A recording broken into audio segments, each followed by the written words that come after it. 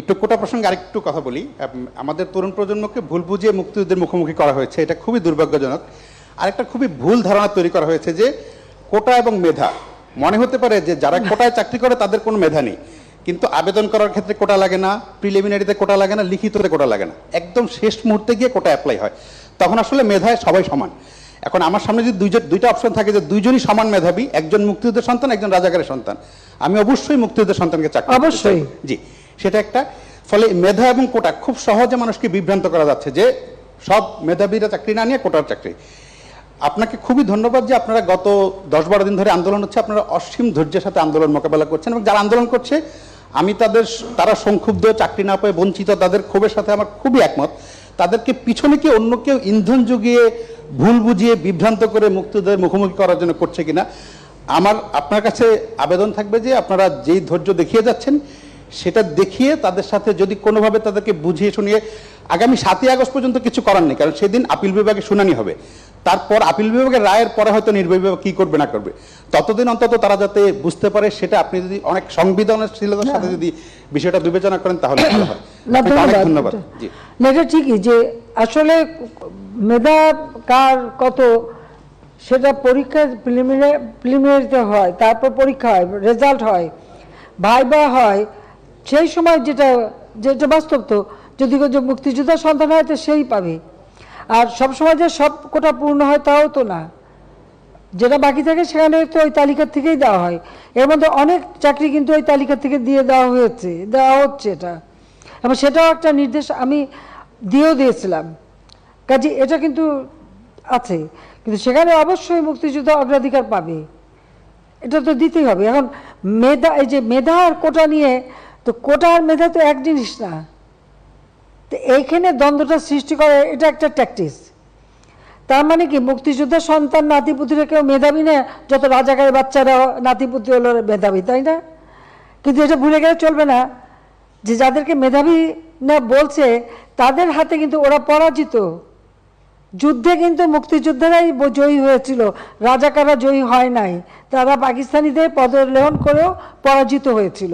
এই কথাটা মনে রাখা উচিত যে তারা তো পরাজিত হয়েছিল, তো তাদের মেধাটা কোথায়?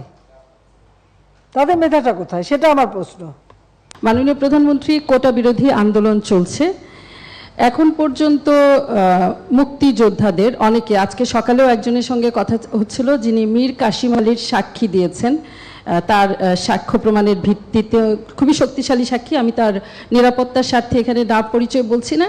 তার স্ত্রী ক্যান্সার আক্রান্ত, তার নিজের শরীরের অবস্থা খুব খারাপ, কিন্তু চিকিৎসার টাকা নেই। এই আমাদের মুক্তিযোদ্ধাদের অবস্থা এখন পর্যন্ত, এবং তাদেরকে উদ্দেশ্য করে প্রতিনিয়ত অবমাননাকর বক্তব্য রাখা হচ্ছে।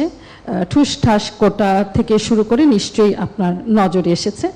তিনি তার ব্যক্তিগত অসুবিধার কথা বলার সাথে সাথে গণমাধ্যমে দেখেছেন যে আজকে আপনার সংবাদ সম্মেলন, এ বিষয়ে আপনার দৃষ্টি আকর্ষণ করার জন্য অনুরোধ জানিয়েছেন। এই অবমাননা তারা সহ্য করতে পারছেন না, কিছু করণীয় এই রাষ্ট্রের আছে কিনা।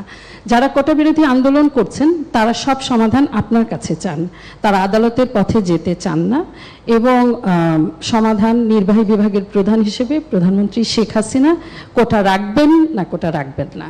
ধন্যবাদ মাননীয় প্রধানমন্ত্রী। ধন্যবাদ। কোটা বাদ দিলে কি অবস্থা হয়, তখন কি অবস্থা হয়েছে, বেশি দূর যাওয়া লাগবে না।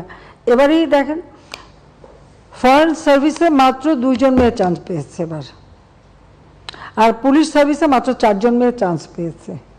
নারীর অধিকারের কথা বলি, সব ধরনের ব্যবস্থা রেখেছি। মুক্তিযুদ্ধের পর জাতির পিতাই তো বিশেষ করে সেই নির্যাতিত নারী সহ নারীদের জন্য চাকরির ক্ষেত্রে 10% রেখেছিলেন, মুক্তিযোদ্ধাদের জন্য 30% রেখেছিলেন। এখানে আমি যখন সরকারে আসি তখন থেকে আমার ছিল যে ঠিক আছে, এই যে 30% যদি পূর্ণ না হয় বা 20%, যে কোটাটা পূর্ণ না হবে সেখানে যারা পরবর্তী থাকবে তালিকায় তাদের ভিতর থেকে সেখানে নিয়োগ দেওয়া হবে। সেটাই কিন্তু আমরা শুরু করে দিয়েছিলাম।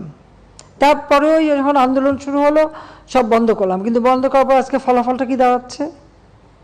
আর আমি একটা জিনিস আমি বুঝি না, সেখানে আমাদের দেশের নারীরা তো কোনোদিন সেক্রেটারি হবে ভাবেনি, ডিসি হবে ভাবেনি, এসপি হবে ভাবেনি, এমনকি কোথাও তাদের পদায়নও ছিল না। আওয়ামী লীগ সরকার আসার পরে আমি প্রথম সেনাবাহিনী, নৌবাহিনী, বিমান বাহিনী প্লাস পুলিশে কিন্তু জাতির পিতা বঙ্গবন্ধু শেখ মুজিবই কিছু অফিসারের চাকরি দিয়ে গিয়েছিলেন সেই পুলিশ বাহিনীতে নারীদের।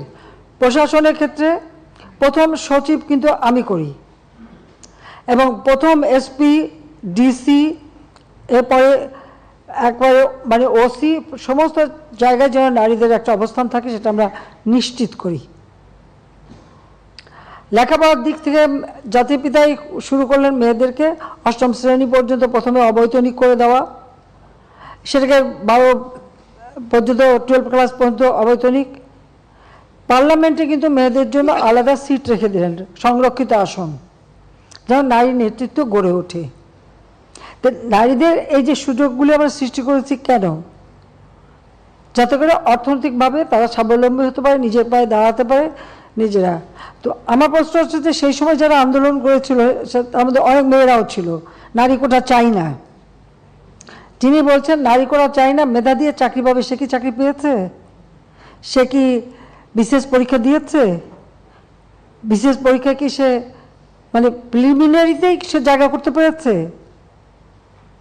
তো এই বড় কথাগুলি যদি না বলতো তাহলে এখন তো কোথাও না কোথাওটা চাকরি তো পেত। দ্বিতীয় কথা হচ্ছে আমাদের দেশের যে সমস্ত এলাকাটা যদি আপনি দেখেন, সব এলাকা তো সমানভাবে উন্নত না, অনগ্রসর সম্প্রদায়ও আছে, আর কোনো কোনো এলাকা সেই সব এলাকার মানুষের কি কোনো অধিকার থাকবে না? তো সেই অধিকারের কথা বিবেচনা করেই তো প্রত্যেক জেলা থেকেও যেন কেউ কোনো মানুষ অন্তত চাকরি পায় সেই ব্যবস্থা নেওয়ার কথা। আজকে যদি আপনি বিভিন্ন মানে কোটা বন্ধ করে দেওয়ার পরে যদি হিসাবটা নেন, কোথাও কোথাও দেখা যাচ্ছে যে কোনো কোনো জেলা 23টা জেলায় একটা লোকও পুলিশের চাকরি পায়নি, বা প্রশাসন বা কোথাও 42 BCS আমরা স্পেশাল মানে পরীক্ষা নিয়ে শুধু ডাক্তার নিয়োগ দিয়েছিলাম। এখানে মেডিকেল সেক্টরে আমি মেয়েদের সংখ্যাটা বেশি দেখি, কিন্তু অন্যান্য ক্ষেত্রে যদি আমরা দেখি সেখানে তো সবসময় পিছিয়ে থাকা। তো লাভটা কি হলো? মুক্তিযোদ্ধারা খুব ধরলো, তারা মামলা করলো। যখন মামলা করার পরে কোর্ট, উচ্চ আদালত কোনো রায় দেয় বা কোর্টের যখন কোনো রায় হয়, সাধারণত সেই রায়ের বিরুদ্ধে এক্সিকিউটিভ অথরিটির এখন এই মুহূর্তে তো আমাদের কিছু করার নেই, কারণ কোর্টেই সমাধান করতে হবে।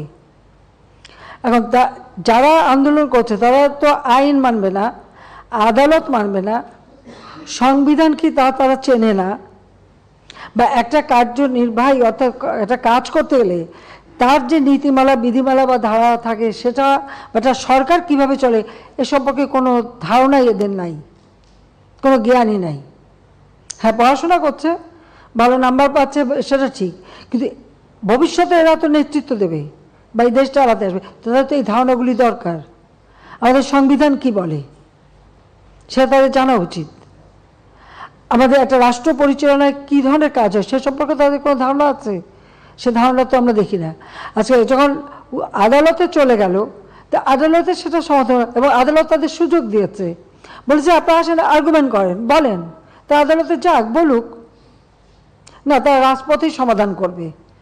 আর আমাকে বলছে, আমি সত্যি কথা বলতে কি, আদালত যখন কথা বলেছে, আদালতে যখন চলে গেছে, তার যখন রায় হয়েছে, তো সেই রায়ের বিরুদ্ধে এখন এই মুহূর্তে আমার তো দাঁড়ানোর কোনো অধিকার নাই।